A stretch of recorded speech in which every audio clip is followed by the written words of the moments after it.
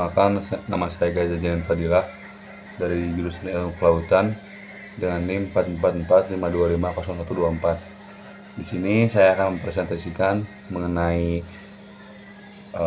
mendengar tanpa menyimak. Oke. Nah, kenapa saya mengambil materi ini? Karena saya ingin menyindir sedikit tentang pemerintah di Indonesia ini. Karena banyak pemerintah di Indonesia ini yang beranggapan bahwa kritikan masyarakat itu tidak penting. Jadi hanya didengarlah bahasanya. Jadi saya hanya ingin agar pemerintah di luar sana sadar akan pentingnya kritikan masyarakat di Indonesia ini. Nah, di sini ada definisi-definisi secara medis maupun politis. Secara medis, mendengar adalah tertangkapnya gelombang suara oleh telinga. Ini proses fisik yang pasif. Lalu, secara politis, mendengar adalah prosedur formalitas saat demonstrasi atau audiensi. Suara masuk ke telinga kanan, mampir sebentar di notas kesepahaman, lalu keluar lewat jendela kantor yang kedap suara. Jadi, pemerintah di luar sana, di Indonesia ini, sebenarnya tidak tuli. Mereka hanya sedang memakai atau mengutamakan kepentingan golongan sendiri. Jadi suara kritikan di masyarakat luar sana mereka tidak akan mendengar. Mereka hanya mendengar kritikan-kritikan golongan mereka sendiri. Jadi mereka beranggapan kritikan-kritikan masyarakat di luar sana itu tidak penting. Jadi hanya kritikan golongan mereka saja yang mereka tanggapi. Selanjutnya di sini ada demokrasi secara matematika yang berbanding terbalik. Mengapa di sini ada berbanding terbalik? Karena hasil perhitungan demokrasi di lapangan kebalikan dari rumus idealnya. Misalkan harusnya melaksanakan A, namun mereka melaksanakan B. Gitu. Lalu satu suara rakyat sama dengan satu amanah. Mengapa? Karena setiap suara di pemilu bernilai sama dan mengikat. Pemimpin terpilih wajib menjalankan amanah itu sebagai mandat. Logikanya, kita menginput suara ke mereka. Mereka menginput kebijakan rakyat. Lalu di sini ada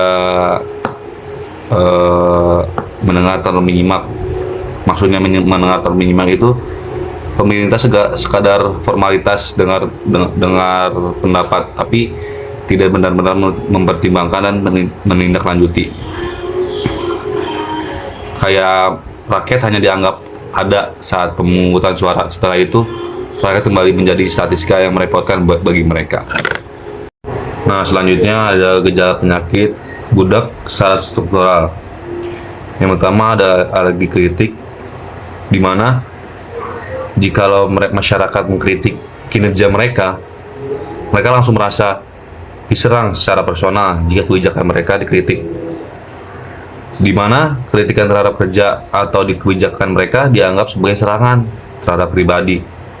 Lalu yang kedua, halusinasi prestasi.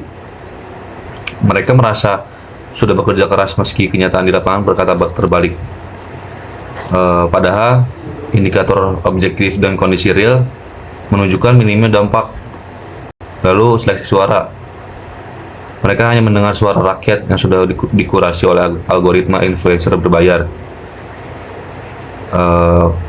Praktik menyaring aspirasi publik dengan hanya memperkuat opini yang menguntungkan. Inputnya yang kritis disingkirkan, yang mempunyai uang malah mereka manfaatkan gitu, sehingga pengambilan keputusan jadi jauh dari realistis mayoritas. Lalu selanjutnya ada dampak-dampak dari kebisuan yang dipaksakan. Apa yang terjadi jika pemerintah terus mendengar tanpa menyimak? Yang pertama ada erosi kepercayaan. Rakyat berhenti bicara karena merasa suaranya disia-siakan. Dari kritikan masyarakat yang diabaikan berubah menjadi aksi-aksi yang mereka tunjukkan kepada pemerintah, sehingga kepercayaan diganti dengan sinisme dan jalanan jadi ruang sidang alternatif. Lalu kebijakan Menara Gading.